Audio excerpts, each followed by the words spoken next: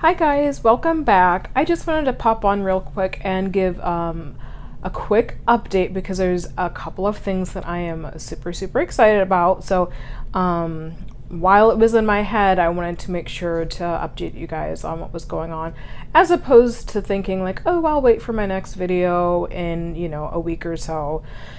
And then I always forget and it's just a mess. So as many of you know, I started my keto diet about, it's been almost, I think tomorrow it will be 3 weeks ago. I'm still feeling really good. There was, I think with any diet, excuse me, you're always a little bit concerned like, oh gosh, what if I'm messing this up or what if I'm not doing it right? Especially something like this. I've never... anytime I've ever tried to actively lose weight, this is not how I have eaten. So I bought some little Keystone strips that you can dip in your urine, and it tells you essentially if you're in ketosis, which is where you want to be, obviously, for the keto diet. I bought them off of Amazon. The little bottle, it came with like 100 strips. It was like $8. So I figured, why not? My husband and I are both doing this, so I figured that this would be an easy way for us to kind of keep track of where we're at. And I don't know why I was worried that oh gosh, what if I've messed it up? What if I'm not even in ketosis? But so I tested my urine, and I am very well into ketosis. I think the first time I tested, I was like in the high level, so I'm doing something right. I did end up weighing myself towards the beginning of this week, and honestly, it had been so long since I had weighed myself, I really don't remember where I was at. The beginning of this year, I had done Slim Fast, Slim Fast Advanced shakes for a few weeks, like maybe 5 or 6 weeks. So I had lost a little bit of weight doing that, and then stopped doing that. And I definitely, in my body, felt like I had gained more weight, but I had kind of stopped weighing myself at that point. So I think that I gained some back, and then, 3 weeks ago I started keto. So I honestly don't even know what my starting weight was, and probably shouldn't have just weighed myself. But it doesn't really matter. I definitely feel good. And I think that's the biggest thing. One of the biggest things I've noticed is my energy level. I don't feel like I need my, late morning, early afternoon nap. I definitely feel just like mentally clearer and better. My husband and I have been doing lots of walking the last 3 weeks. We started out with just doing walks after dinner, and then we ended up joining, in the town we live in, they started up a new Planet Fitness, so we joined that. That opened up this week, so we went last night for the first time, which felt really good. We kind of wanted to go together, but with my husband, working during the day, we weren't quite sure what time of day we wanted to go, so we went in the evening, which it felt good, definitely for like my digestive issues. I think that it might have messed up my sleep a little bit. I kind of had a hard time sleeping last night, but there was a lot of reasons why I had a hard time sleeping. It's very TMI. I might go into it later. We'll see. So yeah, feeling very good on the keto. Regardless of whether or not I have actually lost any weight, because I don't know if that is the case or not. And having weighed myself when I kind of said that I wasn't going to, well, I guess like I never like pledged to never weigh myself, but I just don't want to get in that unhealthy habit of like obsessively weighing myself, because that just never leads to anything good for me. So the next biggest thing that I've noticed with the keto diet is, so my menstrual cycles for the last 9 months have been very regular, at least for me. Prior to that, they were anywhere from every 30 to 55, 60 days. And it just varied so much. Like one month I would have a totally normal, regular cycle. The next month, it would be 55 days long. So, since last September, my average menstrual cycle has been about every 29 days. With ovulation happening for me, anywhere on average, I will ovulate on cycle day 18 to 20. And that's just kind of how I've always been since I started tracking my ovulation like 5.5 years ago. If I do ovulate on my own, it's always kind of later, well, in the later half, like middle half of my cycle. So anywhere between day 18 to 20. It's been that way for the longest time, and that's just kind of what I anticipate. So one of the ways that I track my ovulation is taking, they're called ovulation predictor kits, or OPKs. I usually start at this point, even with the Femera, I was ovulating on cycle day 17 or 18. So sometimes taking medications can kind of bring that ovulation day forward a little bit, but the last 2 months I had not noticed that. So I usually start taking OPKs around cycle day 10. And as I get closer, as I can tell, my body is getting closer based on my other fertile signs, like my cervical mucus and things like that.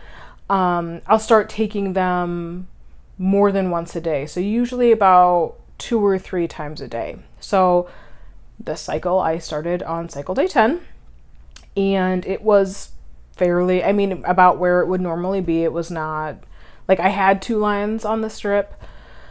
With OPKs, I guess I should kind of explain this. With OPKs, you've got a control line and a test line, very similar to pregnancy tests. So when the control line and the test line are of equal colors, or the test line is actually darker than the control line, that is considered a positive OPK. When you get a positive OPK, generally your body is going to ovulate within the next 24 to 48 hours. It does not necessarily signal that ovulation is happening right at that time, but that your body is gearing up. It's testing that LH hormone, which I talked about kind of in length in one of my other videos, but it is predicting that you are going to ovulate in the next 24 to 36, 48 hours. So cycle day 10, it was fairly low. It wasn't even close to being positive. Cycle day 11, however, blazing positive, which was really, like, it definitely caught me off guard. I kind of like took a couple of tests because I'm like, how is this even possible? In all of the years, through all of the medications I've ever taken, I have never had a positive OPK this early. Ever. Not with taking Clomid, not with taking Femera, not with taking Follistim have I ever had a positive OPK this early. So I kind of thought, yeah, maybe it's a fluke. So then the next day, cycle day 12, sure enough, it was like super, like blazing. I got a blazer for all you TTCers out there. I got my blazer. So I ended up ovulating on cycle day 13. Like, I know that the keto diet is really recommended for a lot of women with PCOS, and I've heard lots and read lots of success stories with using it, but I certainly did not anticipate such a change in a matter of 3 weeks. And I guess it's possible that it's a fluke. It would certainly be a fluke that has literally never happened in my life. But I don't know. I feel like I kind of feel like it's more than likely from this, pretty serious diet change that I have undertaken, which is really, really encouraging. As I mentioned in my last video, I did not take any Femera this cycle, so this is just like a totally natural cycle, and I ovulated on cycle day 13. So kind of a big deal. I'm really, really excited about it. I started my progesterone last night, which is part of the reason I did not sleep so well. I think I've mentioned that the progesterone that I take is a vaginal suppository, so I insert it in my vagina before I go to bed. And there's a certain amount of leakage that happens. I mean, it's just kind of, you know, that's just how it goes. But it's not exactly comfortable, and it like kind of kept me awake all night. Just this kind of like leaky, tickly, horrible feeling. I had to get up out of bed several times, and it was just, I ended up like with a giant like makeshift diaper with toilet paper shoved in my underwear. Like, I already had panty liners in it. It wasn't making it was, like I said, this might be a little TMI. Whatever. We're all adults. But it was not good. So I'm actually thinking of using my little soft cups that I have, which are actually menstrual cups. It's something that you can use instead of a tampon, which a menstrual cup, it sounds exactly like what it is. Something that you insert in your vagina to collect your menstrual blood. But in this case, I would be using it to keep all the progesterone. Well, essentially what happens is that it melts down into a cream. But to keep all of that up in there so that I can sleep. Because like last night was not cute. It just was not. It was not cute. So, yeah, I'm 2 days past ovulation. And we'll see. Am I going to be one of these lucky people that ends up with a keto baby the first cycle that I started keto? I could only pray. I'm certainly not going to hold my breath for that, but that would be really, really cool if that happened. I would be okay with that. So that was just my, I guess it ended up being not so quick update. I think yesterday and today is the first time it has not rained here at all in 2 weeks, although it's not even noon yet, so it's probably going to rain later today. Anyway, I hope everyone is having a good week. You are on the downslide. The Memorial Day weekend is almost here, so I hope you guys enjoy your weekends off if you have them off. If you have to work, I'm very, very sorry, and I understand. So yeah. Thanks for watching. Like video, subscribe if you want. I hope everyone's doing well. Bye.